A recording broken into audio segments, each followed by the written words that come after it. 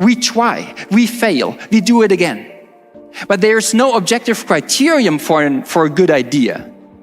Well, there's one thing. When is an idea a good one? When somebody else says, this is a good idea. But this social interaction, this social feedback, this try and error, this social practice cannot be digitized right now. And that's one reason why truly new ideas will stay analog in our future.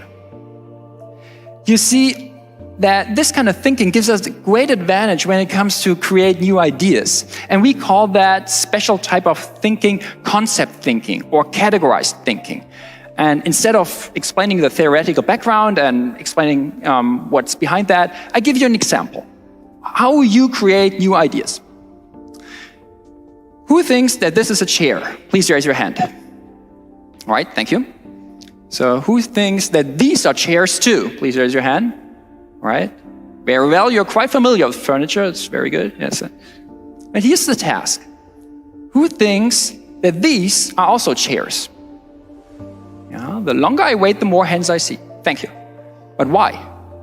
Why do you think that this blue plastic ball with 3 stumps is a chair? Well, this is the big difference between the computer world and the brain world. What you see up here is what we call deep learning. Yeah, you give a self-learning algorithm a gazillion of images and a couple of hundred images of chairs, and then it analyzes the whole data and says with 98% certainty that a chair is an object with 4 legs, a seat, and a backrest.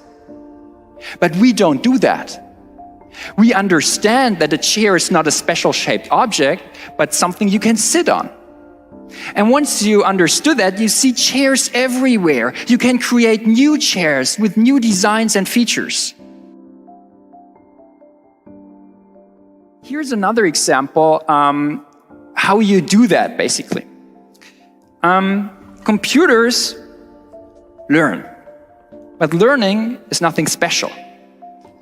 Because animals learn, blackbirds learn, dolphins learn, elephants learn, computers learn, we understand. Deep learning is great, but deep understanding is better. Because when you learn something, you can unlearn it. But once you understood it, you cannot de-understand it again. Because understanding means that you change the way you process information. And since processing and output is one and the same in our brain, we understand very fast, on the spot.